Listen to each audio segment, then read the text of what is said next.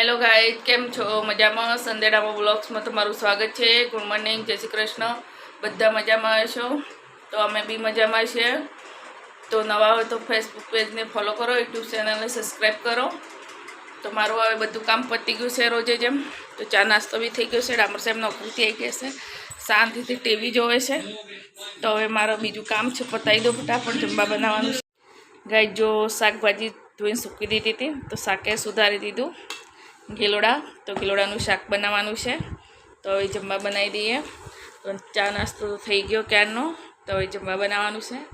જે ગીલોડાનું શાક અને રોટલી બનાવવાનું છે. તો હું બનાવી દઉં હવે. તો બ્લોગમાં કન્ટિન્યુ રહેજો, બ્લોગ પૂરો જોજો.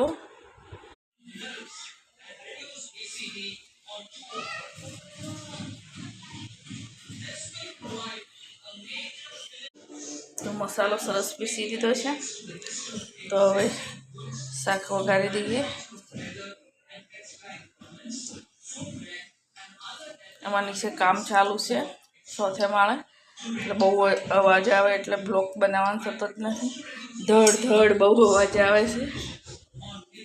ગઈ મારું જમવા બની ગયું. તો કઢી બી બનાવી છે, ભાત રોટલી.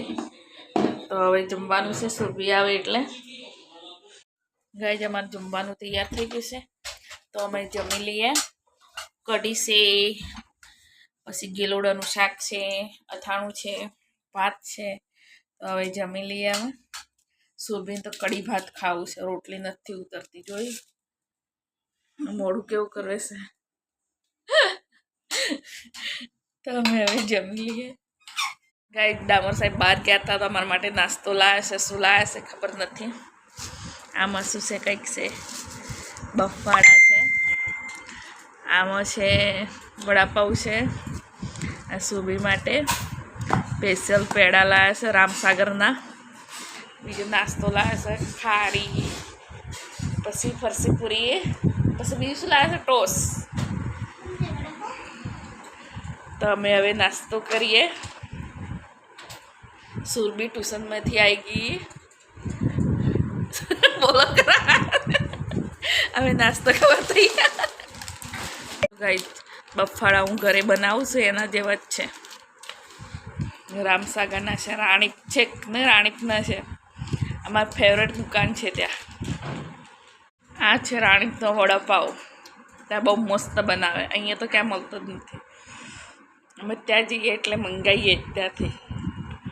હેલો ગાઈઝ, સાંજનો ટાઈમ થઈ ગયો છે. તો હવે જમવા બનાવવાનું છે. આજે દાળ ભાત બનાવવાનું છે.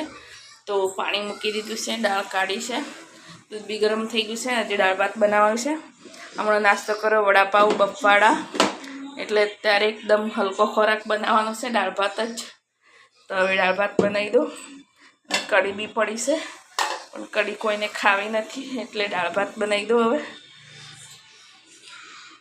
તો મારું જમવા રેડી થઈ ગયું. દાળ ભાત, દાળ બી વઘારી દીધી છે. તો હવે ઉકળવાની જ બાકી છે. તો મારે જમવું નથી, 3 જણ જ જમવાના છે. અમે તો વડાપાઉં ખાધો એટલે પેટ ભરાઈ ગયું છે, હવે ખાવું નથી. તો દાળ ઉકળે એટલી જ વાર છે. જેને ખાવું એ ખાઈ લે, 3 જણ. હેલો, આજે મારે દાળ ભાત બન્યું છે. મારા પપ્પાને જ ખાવાનું છે. ખાવું હોય તો આવી જાઓ ગાઈસ. બાય.